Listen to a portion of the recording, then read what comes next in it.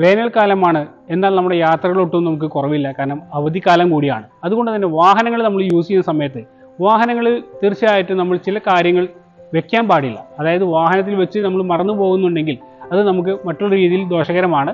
എന്തെല്ലാം നോക്കാം. പ്രധാനമായും നമ്മൾ യൂസ് ചെയ്യുന്ന കണ്ണട അല്ലെങ്കിൽ സ്പെക്സ് എന്നതാണ്. തീർച്ചയായിട്ടും നമുക്കറിയാം ലെൻസസ് ആണ്. അതുകൊണ്ട് തന്നെ പുറത്തുനിന്നുള്ള എക്സ്റ്റീരിയർ എന്നുള്ള ലൈറ്റ് ഈ ലെൻസിലെല്ലാം തട്ടിക്കൊണ്ട് ഹൈ പ്രഷറിലാണ് നമ്മുടെ വാഹനത്തിനകത്ത് ഇത്തരത്തിലുള്ള ടെമ്പറേച്ചർ ക്രിയേറ്റ് ആവുക. അപ്പോൾ അതുകൊണ്ട് യാതൊരു കാരണവശാലും നിങ്ങളുടെ സ്പെക്സസ് ഡാഷ്ബോർഡിനകത്ത് ഓപ്പൺ ആയിട്ട് വെക്കരുത്. തീർച്ചയായിട്ടും ഒരു ബോക്സിനകത്തോ അല്ലെങ്കിൽ സീറ്റ് പോക്കറ്റ്സിലൊക്കെ സേഫായിട്ട് നിങ്ങൾ സൂക്ഷിക്കുക. രണ്ടാമത്തെ കാര്യം ഇലക്ട്രോണിക്സ് ഗാഡ്ജറ്റ്സ് ആണ്.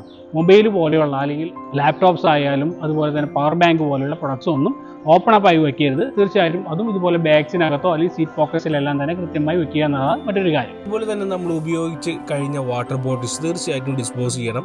ഒരിക്കലും നമ്മൾ ഇത്തരത്തിലുള്ള പ്ലാസ്റ്റിക് ബോട്ടിൽസ് വീണ്ടും വീണ്ടും റീഫിൽ ചെയ്തുകൊണ്ട് ഉപയോഗിക്കരുത്. കാരണം നമുക്കറിയാം ഒരുപാട് ഹെൽത്ത് ഇഷ്യൂസ് വാട്ടർ ബോട്ടിലിനകത്ത് വെള്ളം വെയിലത്തിരിക്കുകയാണെങ്കിൽ തീർച്ചയായിട്ടും ക്യാൻസർ പോലെയുള്ള കാര്യങ്ങൾ കാരണമാകുമെന്ന് പഠനങ്ങൾ തെളിയിച്ചതാണ്. അതുകൊണ്ട് യാതൊരു കാരണവശാലും പ്ലാസ്റ്റിക് ബോട്ടിൽസ് നമ്മുടെ വാഹനത്തിൽ വെച്ച് പ്രോത്സാഹിപ്പിക്കരുത്. മറ്റൊരു വിഷയം എന്ന് പറയുന്നത് നമ്മുടെ വാഹനത്തിനകത്ത് കാർബോണിക് ഡ്രിങ്ക്സ്, ഇപ്പോൾ കോക്ക് പോലെയുള്ള സോഫ്റ്റ് ഡ്രിങ്ക്സും കീപ്പ് ചെയ്യാൻ പാടില്ല. അതും ഉപയോഗിച്ച് കഴിഞ്ഞ ഉടനെ തന്നെ അത് പരമാവധി ഡിസ്പോസ് ചെയ്ത് കളയുക എന്നുള്ളതാണ്. കാരണം ഉപയോഗിച്ച് പകുതിയെല്ലാം നിറച്ച് വയ്ക്കുന്ന കാർബോണിക് ഡ്രിങ്ക്സ് ആണെങ്കിൽ ഇത്തരത്തിലുള്ള എക്സ്പ്ലോഷന് ഇത്തരത്തിലുള്ള പ്രൊഡക്ട്സ് എല്ലാം തന്നെ സാധ്യതകൾ കൂടുതലാണ്.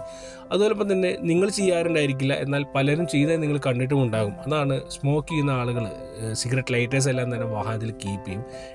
വളരെ അപകടം തന്നെയാണ്. അത്തരത്തിലുള്ള കാര്യങ്ങൾ തീർച്ചയായിട്ടും നിരുത്സാഹപ്പെടുത്തണം.